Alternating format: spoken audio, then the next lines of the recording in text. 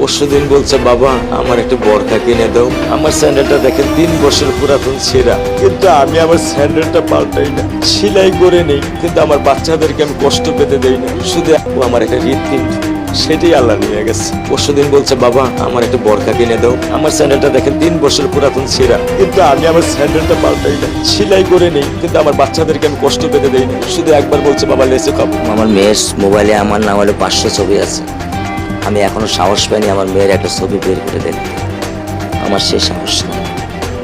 আমি সেই সাহস হারাই ফেলছি, কারণ ও আমার ছিল হৃৎপিণ্ড। ওর জীবনে এমন কোনো চাওয়া নাই যেটা আমি পূরণ করি না। পরশুদিন বলছে, বাবা আমার একটা বরখা কিনে দাও। আমার চাচতো ভাই বললো, ভাই ইসলামপুর থেকে 300-400 টাকা পাওয়া যায়। আমি সাথে সাথে মিনি মার্কেট থেকে আমি 1000 টাকা দিয়ে আমার মেয়েকে বরখা এনে দিচ্ছি। আমি দরিদ্র, ভাঙা বাসায় থাকি, কিন্তু আমার গরিব সন্তানদেরকে আমি কখনোই দারিদ্রতার স্বাদ পেতে দেইনি। দারিদ্রতার স্বাদ পেতে দেইনি। আমার বড় মেয়েকে এখন আমি সেলোরার থেকে জামা কিনে দিই।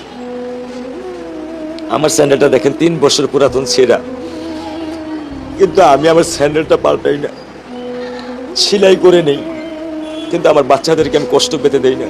শুধু একবার বলছে, বাবা লেচে খাবো।